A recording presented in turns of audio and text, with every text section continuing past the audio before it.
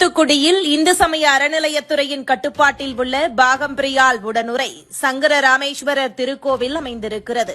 இந்த கோவிலுக்கு சொந்தமாக 6.51 ஏக்கர் நிலம் இருக்கிறது. இந்த கோவில் நிலத்தில் விதிமுறைகளை மீறி ECR மார்க்கெட், சூரிய அங்காடி என்ற பெயரில் 21 கடைகள் கொண்ட வணிக வளாகமும் ஆட்டுச்சந்தையும் செயல்படுவதாக புகார் எழுந்திருக்கிறது. விவசாயம் மற்றும் விவசாயம் சார்ந்த பணிகள் மேற்கொள்வதற்காக மட்டுமே கோவில் நிலத்தை குத்தகைக்கு விடுவது வழக்கம்.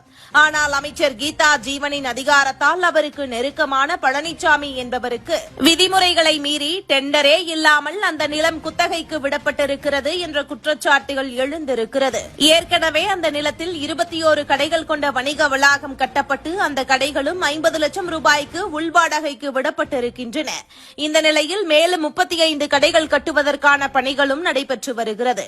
அதே நிலத்தின் மற்றொரு பகுதியில் தூத்துக்குடி ஊராட்சி ஒன்றிய தலைவர் வசுமதியின் கணவர் அம்பாசங்கர் 1.5 ஏக்கரில் ஆட்டுச்சந்தையும் அமைத்திருக்கிறார். இந்த வணிக வளாகம், ஆட்டுச்சந்தை இரண்டையும் அமைச்சர் கீதா ஜீவனே திறந்து வைத்திருக்கிறார்.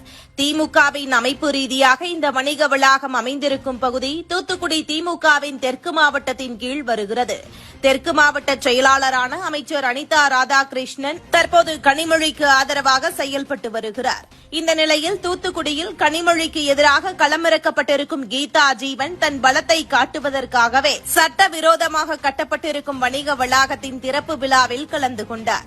இந்த ஆக்கிரமிப்பில் அறநிலையத்துறை அதிகாரிகள், திருக்கோவில் அறங்காவலர் குழுவினர், ஊராட்சி மன்ற தலைவர், மின்வாரிய செயற்பொறியாளர் என அனைத்து தரப்பினரும் கீதா ஜீவனின் அதிகாரத்திற்கு அடிபணிந்திருக்கின்றனர் என்று அப்பகுதி மக்கள் கூறுகின்றனர்.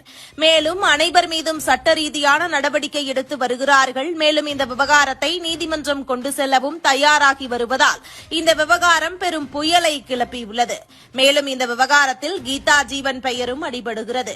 இந்த விஷயம் நீதிமன்றம் சென்றால் கீதா ஜீவனின் அமைச்சர் பதவி கண்டிப்பாக பறிக்கப்படும். இதன் காரணமாக இந்த விவகாரத்தில் இந்த பிரச்சனையை காதுமாக வைத்து முடிப்பதற்கு ஆளும் தரப்பு தயாராகி வருகிறது. ஏனென்றால் இந்து அறநிலைத்துறைக்கு சொந்தமான இடம் என்று தெரிந்தும் சட்டவிரோதமாக கட்டப்பட்ட வணிக வளாகத்தை ஒரு அமைச்சர் திறந்து வைத்திருப்பது சட்டப்படி குற்றமாகும் என தெரிந்து சேகர் பாபு இந்த விஷயத்தில் சில முடிவுகளை எடுத்திருக்கிறார். இதுகுறித்து அமைச்சர் சேகர் பாபு, கோவில் நிலத்தில் விதிமுறைகளை மீறி இயங்கி வந்த வணிக வளாகத்தை அகற்ற கூறியிருக்கிறோம். அதேபோல அறநிலையத்துறை அதிகாரிகளிடமும் இந்த விவகாரம் குறித்து விசாரணை நடைபெற்று வருகிறது.